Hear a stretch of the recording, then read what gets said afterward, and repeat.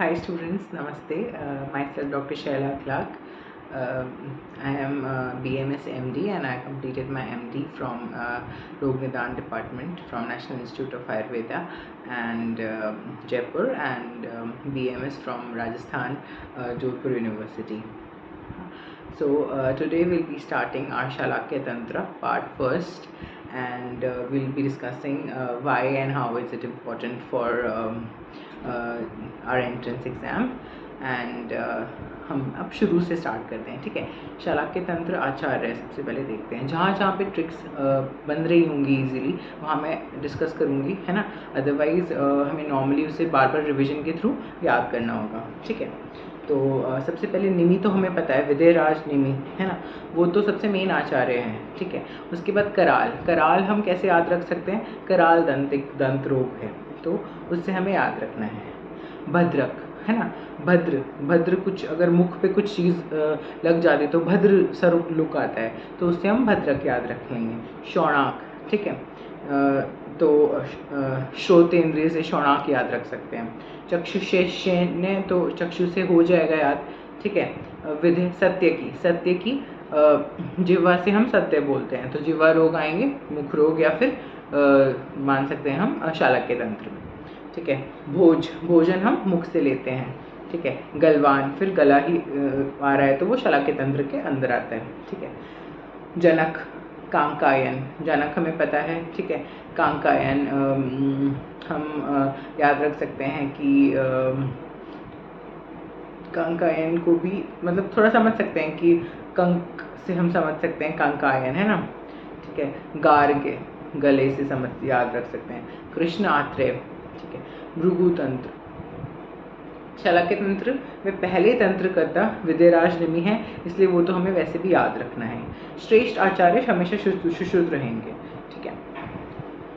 नेत्र रचना शारीर देखते हैं, नेत्र का आयाम देखते हैं। बाहुल्य है, नेत्र का अंत प्रवेश जो प्रमाण है एंटीरियर पोस्टीरियर डायमीटर रहेगा वो 2 अंगुल रहेगा, ठीक है। 100 अंगुष्ठोत्तर जो हमारे जो स्वयं के अंगुष्ठ के अनुसार हम उसका प्रमाण नापते हैं। नेत्र गोल की जो परिधि है, जो सर्कमफ्रेंस रहेगी वो 2.5 अंगुल रहेगी, ठीक है, और गोस्तनाकार उसका शेप होगा। कृष्ण मंडल नेत्र आयाम जो आँख की लंबाई है उसके 1/3 1/3 भाग होगा। दलहन्य द्विअव प्रमाण माना है। दृष्टिअव, दृष्टिमंडल कृष्ण मंडल का 1/7, ठीक है। मसूर दल मात्र इसका शेप रहेगा। तारक के 1/9 भाग बोला है सुश्रुत ने। अर्ध मसूर दल मात्रा बोला है शारंगर संहिता ने, ठीक है। नेत्र की 5 भौतिकता हम देखते हैं। जब भी किसी ऑर्गन को समझते हैं, कोई पढ़ते हैं तो उसके अंदर जो भी वो बना होता है वो 5 महाभूतों से बना होता है।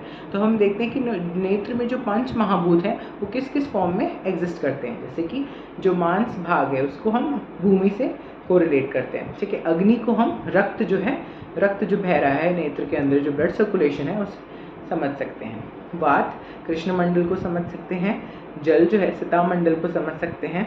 आकाश जो अश्रुमार्ग, जो एम्प्टी जो चैनल्स जो हैं जो फ्लो करते हैं आँख से बाहर की तरफ या अंदर की तरफ, उसको हम समझ सकते हैं आकाश से। अब 5 मंडल होते हैं, 6 संधि और पटल भी होते हैं 6, ठीक है। 2 वर्त में है और 4 अक्षी में है, और जो 4 अक्षीगत पटल हैं उसी में तिमिर बताया गया है आचार्यों ने। पटल दृष्टि मंडल के 1/5वां भाग होता है, ठीक है।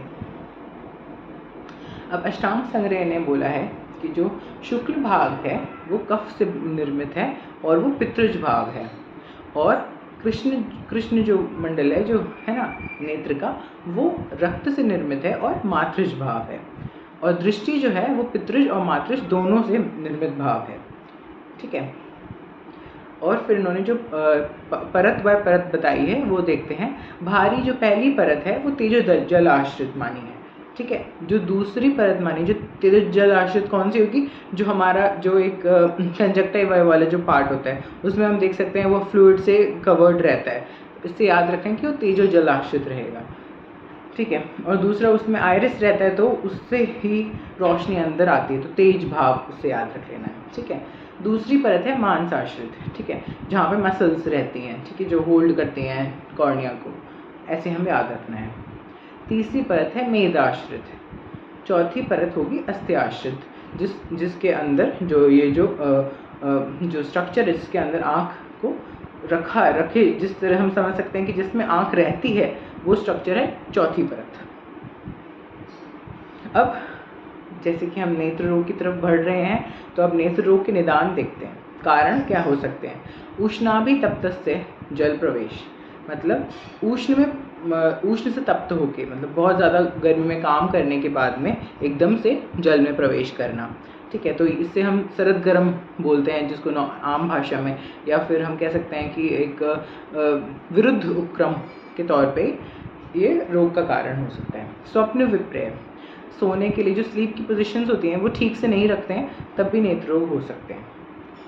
शुक्त, आरनाल, अम्ल, कुलथ, माश, इनका सेवन अधिक करने से, है ना, क्या होगा? इनका सेवन करने से पित्त प्रकोप होकर रोग उत्पन्न करेगा, नेत्र रोग। वेग निग्रह, ठीक है, ये वात प्रकोप का कारण होता है, हमें पता है।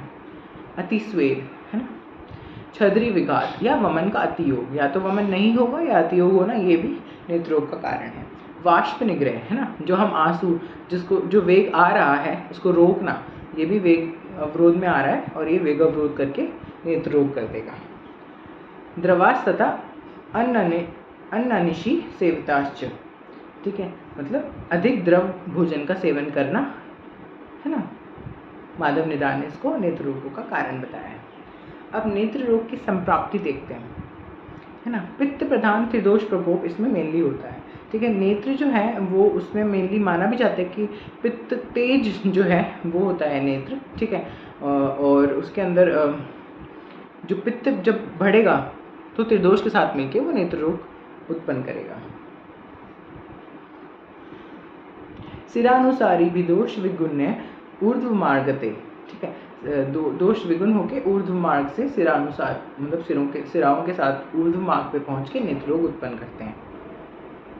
जायन्ते नेत्र भागेश रोग परम दारुण, ठीक है, नेत्र में इस प्रकार परम दारुण रोग उत्पन्न करते हैं।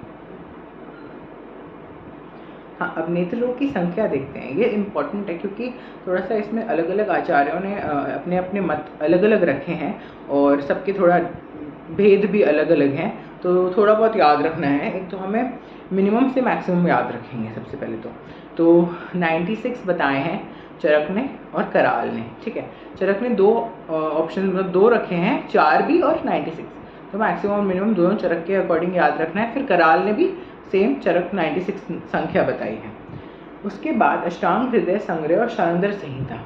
शारंदर संहिता जो है स्टूडेंट्स, वो मोस्टली अष्टांग को फॉलो करते हैं, तो उनके अकॉर्डिंग है 94, ठीक है। उसके बाद सुश्रुत और माधव निदान बोलते हैं, नहीं पहले उसके बाद देखेंगे 80 बताए हैं सत्यकी ने, फिर 78 बताए हैं भाव प्रकाश और योग रत्नाकर ने, उसके बाद 76 बताए हैं सुश्रुत माधव निदान ने।